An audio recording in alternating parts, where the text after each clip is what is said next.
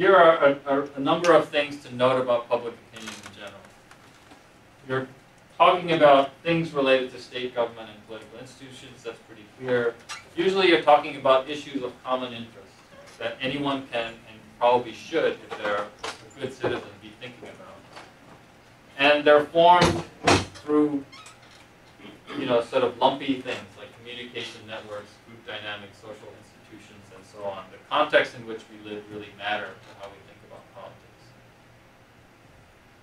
When people actually talk about public opinion, sometimes they're talking about a whole range of different things, and sometimes it's helpful to be able to differentiate what those are.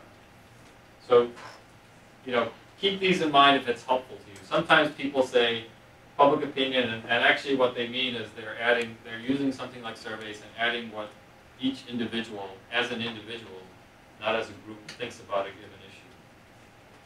Sometimes doesn't matter if you've collected data on 1,000 people. What you want to know is what does the majority think, because the assumption is that whatever the majority thinks should carry the day, and that's how people are talking about what public opinion is. Sometimes you don't really care about what people actually think right now if you're talking to them, because the circumstances in which people are actually thinking about politics usually are circumstances in which a lot of people don't care, they don't know a whole lot, or there are a lot of moneyed interests that are telling you what you should be thinking, and those are all sort of biased views of what people might actually want their governments to do. So instead,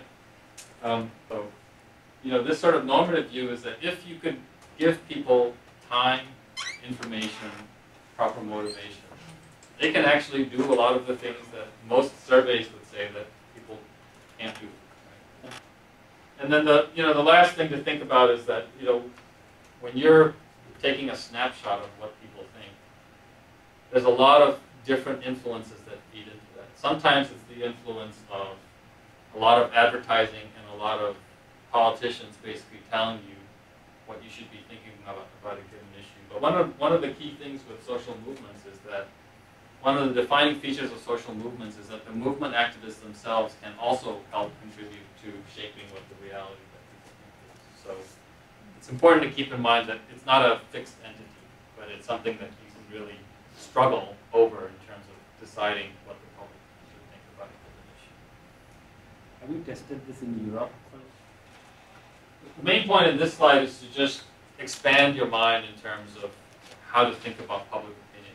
If you think about a definition like Keyes, that it's something about what the public wants that government should be paying attention to. There's any number of different ways that people have throughout history expressed what it is that they think government should be doing. So, surveys are one kind of way, but even since the onset of surveys, especially with a lot of these information technologies, there's all sorts of different ways that governments should be mindful of as sort of ways of reading what people want. And some of these ways of reading what people want really might get you to anticipate something like, oh, that a lot of people are actually really unhappy and they're ready to go out and do something about it. If you wanted to try to predict, let's say, the Occupy Wall Street movement, doing surveys, your chances of getting that right are much worse than if you were just following, the blogosphere or following, the Twitter sphere.